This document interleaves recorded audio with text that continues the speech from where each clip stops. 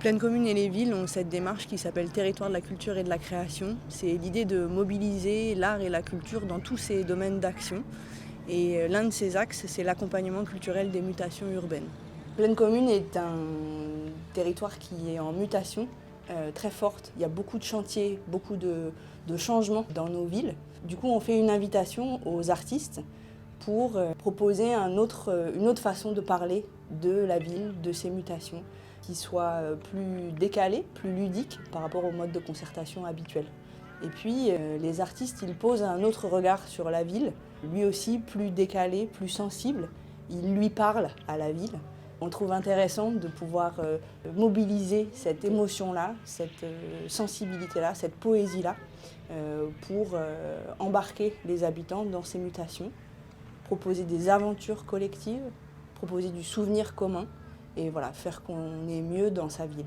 C'est aussi simple et important que ça.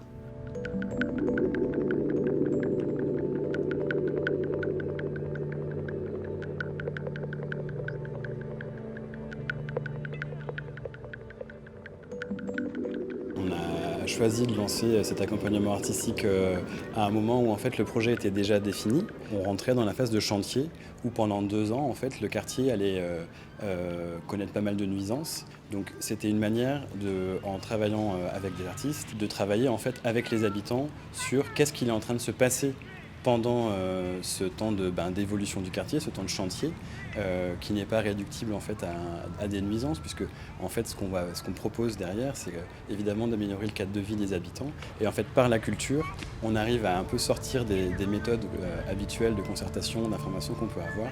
Et ça permet de toucher peut-être un public plus large aussi, et de travailler par ces leviers-là, en fait, à l'appropriation du projet une fois qu'il sera livré.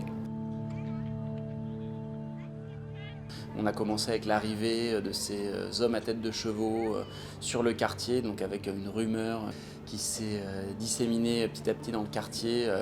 Qui sont-ils? Que font-ils?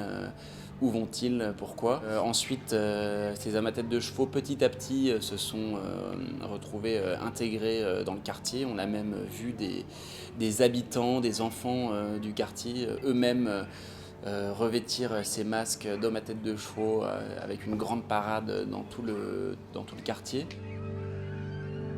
On a fait une première pierre au mois de novembre sous la pluie alors qu'il faisait nuit. Et en fait, par le travail en amont qui a pu être fait par les artistes, il y a eu énormément d'habitants qui ont déjà participé à l'événement et on a eu des moments du coup de jonglage sur le chantier et c'était assez incroyable. Et en fait, le deuxième temps fort qui répond à celui-là, c'est celui qu'on vient de vivre là, c'est l'inauguration de l'îlot du marché où on retrouve cette dynamique collective, cette appropriation de la place qui est justement le fruit de ce travail de 2 années. Ce format-là, il peut fonctionner sur plein d'espaces, plein de projets.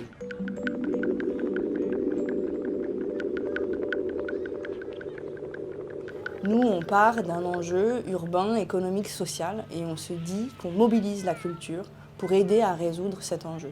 Du coup, on travaille avec les collègues de l'aménagement, de la rénovation urbaine, de l'espace public, donc ceux qui construisent la ville. Et on discute avec les services culturels des villes pour s'interroger sur la manière la plus pertinente de faire.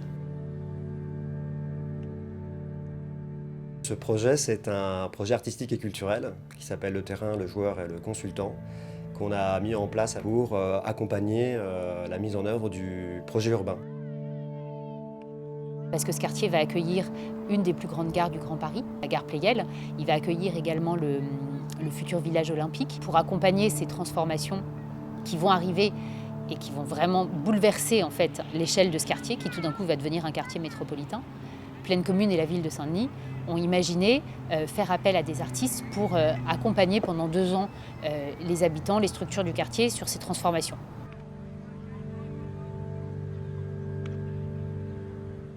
La proposition artistique, c'était de transmettre la technique du commentaire sportif pour permettre aux gens de raconter le quartier et se projeter dans son avenir.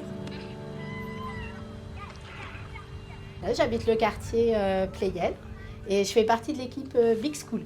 Et on a fait des entraînements, voilà, on a participé à différents ateliers organisés.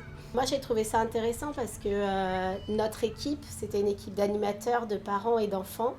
Et puis, c'était essayer, oui, de tous les enfants, et c'était essayer vraiment de mobiliser sur un autre espace.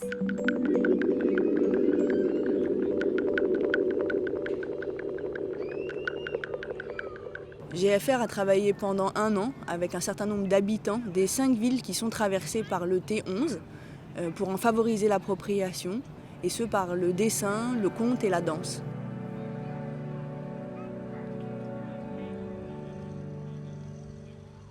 La pratique artistique, c'est un moyen d'impliquer les habitants à travers quelque chose de ludique, de sympathique, créatif, et qui n'est pas justement une réunion publique ou qui n'est pas un atelier juste informel sur un moyen de transport. Au contraire, ça permet vraiment de parler d'un sujet, mais différemment et de manière agréable. Cette démarche, elle apporte de la connaissance sur la ville, sur le quartier, la connaissance des habitants, ce qu'on appelle l'expertise d'usage. Celui qui vit la ville, il nous le rapporte. Et du coup, on peut nourrir le projet urbain, le faire avancer, y compris en dialogue avec les gens et ce qu'ils nous disent. Ça laissera des traces dans ce qu'est le voisinage, dans ce qu'est les repas de quartier. C'est ces traces-là, aussi petites soient-elles, qui sont importantes pour faire une ville ensemble. Le collectif Random a travaillé au Clos Saint-Lazare à Stein et à Robespierre à la Courneuve pour construire des spectacles avec les gens autour de la vie du quartier. Moi, en tant qu'urbaniste, ça m'intéresse de travailler avec des artistes, et notamment ça m'intéresse de travailler avec des artistes sur une résidence longue, parce que ça me permet de décaler mon regard et ça me permet aussi de sortir de mes outils professionnels de base, et notamment des outils qui sont très abstraits, la carte, et puis ici quand même le tableau financier, enfin, c'est ça nos outils. Et avec les outils des artistes qui étaient ici une démarche sensible auprès des habitants, ça permet d'observer des usages, de les comprendre et de les rencontrer. Premièrement, ça a produit de la poésie, ça a produit du décloisonnement. Et alors ça, c'est un truc qu'on travaille tout particulièrement.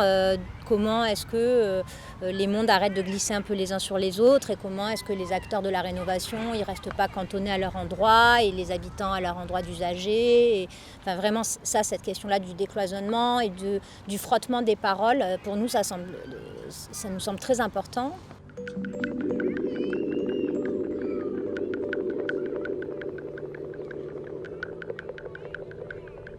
Ce qui se joue dans cette démarche, c'est à différents niveaux. De façon théorique, je pense qu'on travaille sur 2 notions, l'hétérotopie et la sérendipité. L'hétérotopie, c'est le fait de faire coexister des mondes au même endroit, mais qui n'ont rien à voir. Et donc ça, c'est politique en fait. C'est poétique et politique. La sérendipité, c'est la capacité d'accueillir l'inattendu. Après, ce qui se joue aussi d'autre part, c'est cette capacité à fabriquer la ville ensemble.